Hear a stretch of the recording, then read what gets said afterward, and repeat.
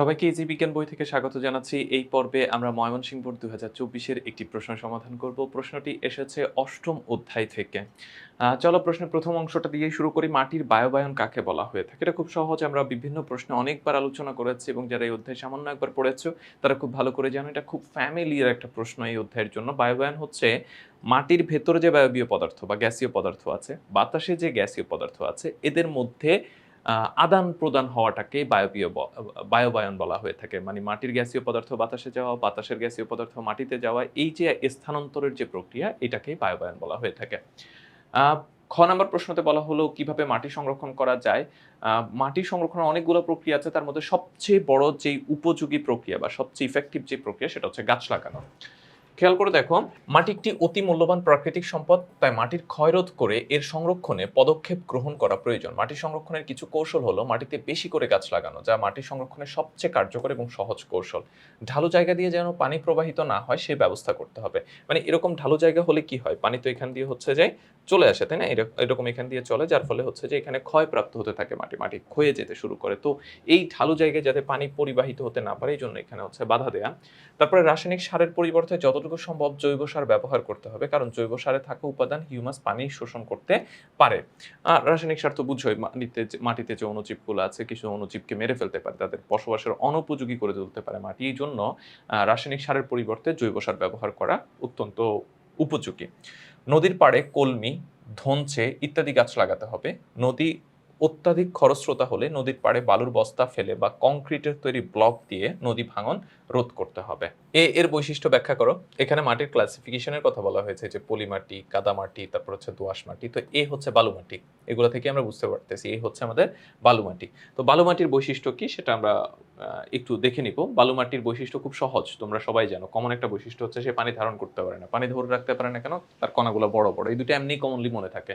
দেখো, বালুমাটির প্রধান বৈশিষ্ট্য এদের পানি ধারণ ক্ষমতা খুবই কম। বালুমাটির কণার আকার সবচেয়ে বড়। এই দুইটা বৈশিষ্ট্য একটার একটার সাথে জড়িত। বালুর মানে কণাগুলো বড় বলেই সেখানে হচ্ছে পানি ধারণ করে রাখতে পারে না। বালুমাটির কণাগুলোর মাঝে ফাঁকা জায়গা অনেক বেশি থাকে, তাই অনেক বেশি বায়ুবায়ন হয়ে থাকে। মানে খেয়াল করে দেখো যে কণা যখন বড় হবে পানি এর জন্য হচ্ছে নিষ্কাশিত হয়ে চলে যাবে। আর পানি নিষ্কাশিত হয়ে যাওয়া মানে কি ভেতরে ফাঁকা জায়গা অনেক বেশি। তো এটাই যে বালুমাটির কণাগুলোর মাঝে ফাঁকা জায়গা অনেক বেশি থাকে, তাই অনেক বেশি বায়ুবান হয়। বালুমাটি খুব হালকা এবং দানাযুক্ত। বালুমাটি খুব হালকা এবং দানাযুক্ত। তারপরে বালুমাটিতে খুব ছোট ছোট শিলা আর খনিজ পদার্থ থাকে। এই জন্যই মূলত হচ্ছে যে কণাগুলো বড় হয়ে থাকে। আচ্ছা, তারপরে বালুমাটিতে জৈব পদার্থ বা হিউমাসের পরিমাণ খুবই কম। তবে বালুমাটিতে হিউমাস থাকলে এটি চাষাবাদের জন্য সহজসাধ্য। সর্বোপরি বালুমাটিতে জলাবদ্ধতা সৃষ্টি হয় না। মানে যেই সব অঞ্চলে তোমার হচ্ছে যে বৃষ্টিপাত বেশি হয়ে থাকে সেই সব অঞ্চলের ক্ষেত্রে হচ্ছে বালুমাটিতে চাষাবাদ করা খুবই উপযোগী হয়ে থাকে। না হলে হচ্ছে তোমার বালুমাটিতে হচ্ছে খুব ভালো চাষাবাদ করা যায় না, কারণ এখানে পানি থাকে না। আচ্ছা, এরপরে সর্বশেষ প্রশ্ন যেটা, ফসল উৎপাদনের জন্য উল্লেখিত বি এবং ডি মাটিগুলোর মধ্যে কোনটি উপযোগী? যুক্ত সহ আ মতামত দাও। মানে এই যে বি এবং হচ্ছে ডি এর মধ্যে ফসল উৎপাদনের জন্য উল্লেখিত বি এবং ডি মাটিগুলোর মধ্যে কোনটি উপযোগী? বি হচ্ছে পলি মাটি, ডি হচ্ছে দোআঁশ মাটি। এই ২ টা মাটির মধ্যে বা এই মাটিগুলোর মধ্যে হচ্ছে কোনটা বেশি উপযোগী ফসল উৎপাদনের জন্য?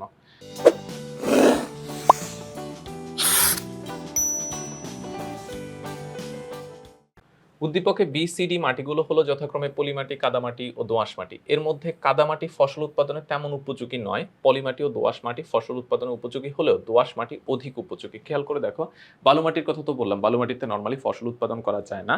তবে কিছু কিছু ফসল উৎপাদন করা যায়, যেমন হচ্ছে তরমুজ হতে পারে, চীনা বাদাম, এরকম কিছু ফসল উৎপাদন করা যায়। তবে এই বালুমাটিতে চাষাবাদ করা যায় ওই অঞ্চলগুলাতে যে অঞ্চলে ধরো বৃষ্টিপাতের পরিমাণ বেশি হয়ে থাকে। তো অন্য মাটিগুলা যেহেতু পানি ধারণ ক্ষমতা অনেক বেশি, তো বৃষ্টির পানি সেখানে বেশি ধরে রাখবে। কিন্তু বালু মাটি হলে সেটা কি নিষ্কাশিত হয়ে যাবে। আবার উদ্ভিদ তার প্রয়োজনীয় পানি সংগ্রহও করতে পারবে, কারণ কন্টিনিউয়াসলি তো বৃষ্টিপাত হতেই থাকে, তাই না? তো ওইসব অঞ্চলে বালু মাটিতে চাষাবাদ করা যায়, আদারওয়াইজ বালু মাটিতে চাষাবাদ করা যায় না। এরপরে আছে কাদামাটি। কাদামাটি একদম অনুপযোগী, কারণ এখানে হচ্ছে পানি নিষ্কাশন হয় না বললেই চলে, যার ফলে সেখানে কি হয়, জলাবদ্ধতা তৈরি হয়। জলাবদ্ধতা তৈরি হলে সবচেয়ে বড় যে সমস্যাটা তৈরি হয় সেটা হচ্ছে উদ্ভিদের শেকড় পচে যায়।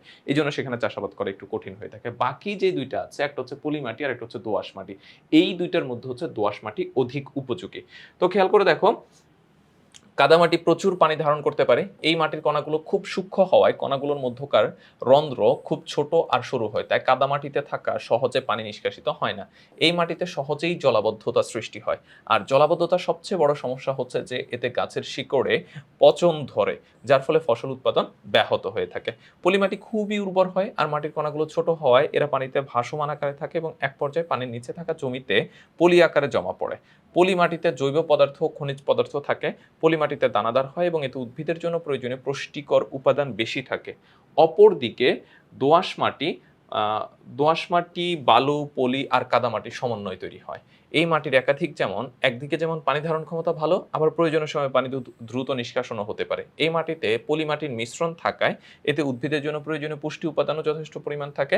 তাই দোআঁশ মাটি ফসল উৎপাদনের জন্য খুবই উপযোগী। তাই বলা যায় কাদামাটির ফসল উৎপাদনে তেমন উপযোগী নয়।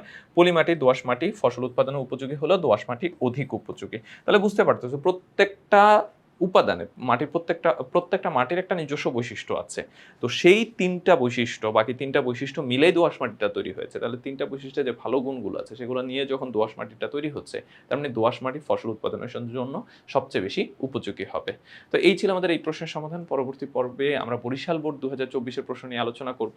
আর এই প্রশ্নগুলো খুব সুন্দর করে লিখিত আকারে পেতে চাইলে কি করতে হবে? ইজি বিজ্ঞান বইটি সংগ্রহ করে ফেলতে হবে।